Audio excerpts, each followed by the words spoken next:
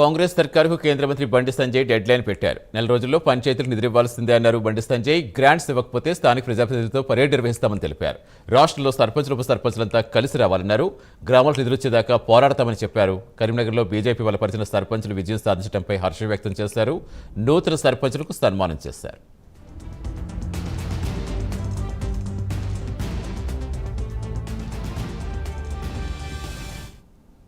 ఈ రాష్ట్ర ప్రభుత్వానికి మనము నెల రోజుల డెడ్ లైన్ ఇస్తాం.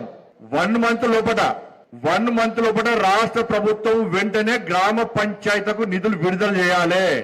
1 మంత్ లోపల మళ్ళా ఎన్నికల కోడ్ పేరుతోని రాష్ట్ర ప్రభుత్వం తప్పించుకునే ప్రయత్నం చేస్తే దానికి ఏ విధంగా గుణపాఠం చెప్పానో భారతీయ జనతా పార్టీ తెలంగాణ రాష్ట్రంలో రామచంద్ర గారి నేతృత్వంలో గుణపాఠం పక్కా చెప్తాం. మేము 2 సంవత్సరాల్లో గ్రామ పంచాయతీలకు కాంగ్రెస్ పార్టీ ప్రభుత్వం ఎన్ని నిధులు ఇచ్చింది విడుదల చేయాలి, శ్వేతపత్రం విడుదల చేయాలి. మీరే ఎక్కువ గెలుస్తామంటున్నారు. ఈ నెల రోజుల లోపల ఎలక్షన్ కోడ్తో నిమిత్తం లేకుండా ముందే బడ్జెట్ రిలీజ్ చేయండి. మున్సిపల్ ఎన్నికలు వస్తాయా, జెడ్పీడీసీ ఎంపీడీసీ ఎన్నికలు వస్తాయా, ప్రజలకు సంబంధం లేదు. మిమ్మల్ని ప్రజలు గెలిపించాలని మీరే అంటున్నారు. మేము కలిసి అంటున్నారు కాంగ్రెస్ వాళ్ళు.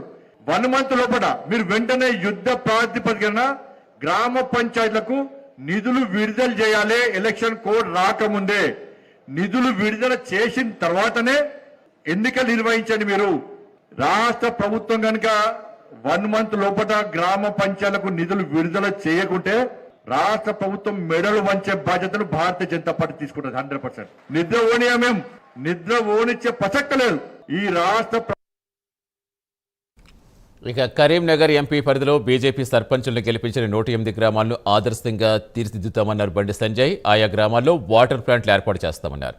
పిహెచ్సీలకు అవసరమయ్యే మెడికల్ ఎక్విప్మెంట్స్ అందిస్తామని, గ్రామాల్లో విద్యా వైద్యానికి ప్రాధాన్యం ఇస్తామన్నారు. 9వ తరగతి విద్యార్థులకు సైకిల్ అందిస్తామని తెలిపారు.